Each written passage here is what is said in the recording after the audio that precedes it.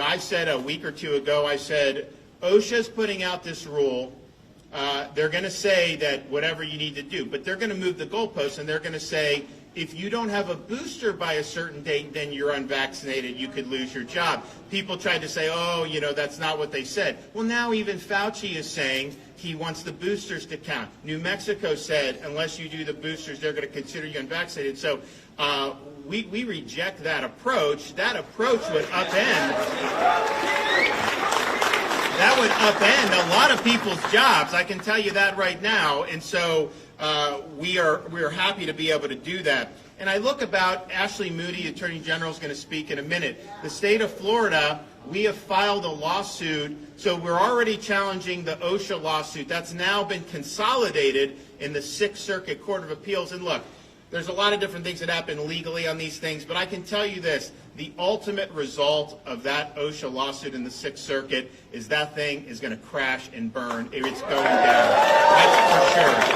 And I'd be willing to put a lot of money on that.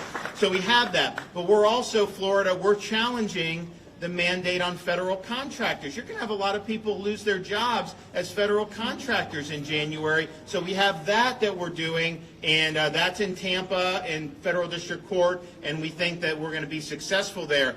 What the state of Florida has done under Attorney General Moody's leadership is also file suit in Pensacola challenging HHS's nurse and doctor mandate for hospitals. What they're saying is you have to force every nurse and everybody to do COVID jabs, or you lose Medicare, Medicaid, all the funding, and obviously they wouldn't be able to work if that were the case, and the institutions would collapse.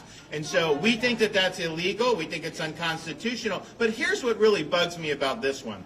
When you talk about nurses and stuff, the whole reason they launched 15 days to slow the spread, the whole reason the U.S. went down the road that a lot of other places are still trying to pull out of is because they didn't want the hospitals to be overrun.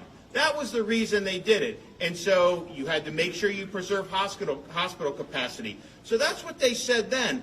Now they're going to do this mandate, and many nurses could lose their job. So you're actually making the hospitals short-staffed as a result of the mandate. So how does this make any sense when you say you're trying to preserve? This is about power. This is about control. That's what they're doing, because it makes absolutely no sense to be able to do this when you're talking about what would actually make sense for people. And so we're very happy to be able to say that we are fighting that as well. And I said from the very beginning of this, you needed a legal response, but you also needed a legislative response. So today, we signed into law the legislative response, and the legal response is ongoing, and we're going to continue to do that.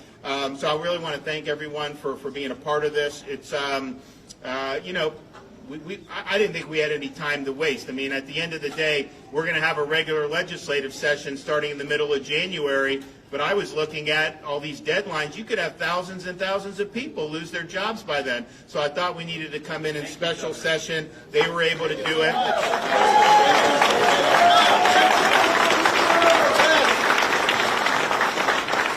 The last thing I wanted to see was all these families in Florida over the holidays not knowing whether they were going to have a job when they came out on the other end of the holidays, and we had the New Year. So now we have protections. I think it's something that's going to be very, very good, and I think it's going to make a big difference for everybody involved. So thanks to everybody who spoke out. Thanks to the legislature. We're going to hear from a few folks, and then I'm going to sign the bills into law. So we have with us, actually from right around the corner here, our Attorney General, Ashley Moody.